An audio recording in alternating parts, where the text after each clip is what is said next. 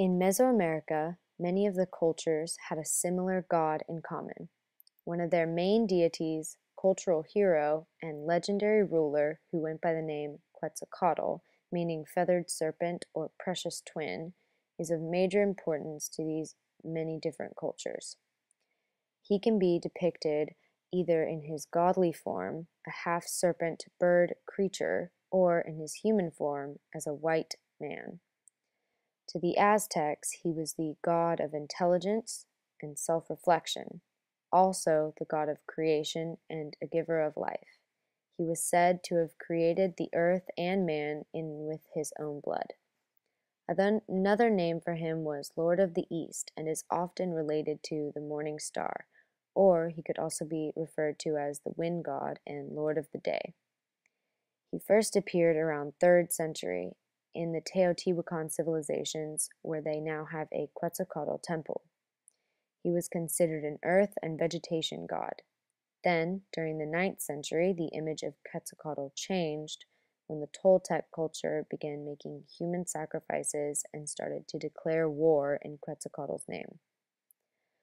Around this time is when he became the morning star and was more widely accepted as a major god in Mesoamerican cultures.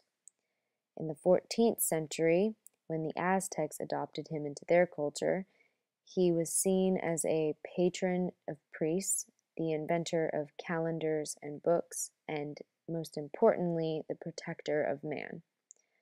One of his most important achievements was the invention and distribution of agriculture, more specifically maize, which became a very important part of life in Mesoamerica. There are many myths that surround Quetzalcoatl, and one of high significance is the story of how Quetzalcoatl disappeared.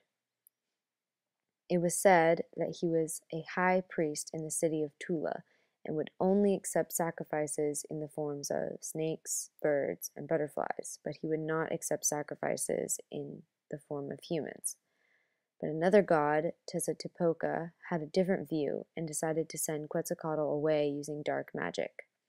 After Quetzalcoatl was expelled from the city, he was said to have walked along the coast of the Atlantic Ocean and immolated himself on a pyre and emerged as the planet Venus.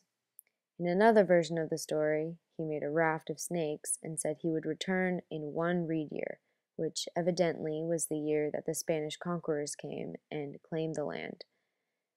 Quetzalcoatl was sometimes shown when not in his half-snake, half-bird form. He was shown as a form of a white man. So when the Spanish came, the natives saw this as a sign of their god's return. This, of course, was not true, and the Spanish then took over the Mesoamerican area, and the time of Quetzalcoatl was over.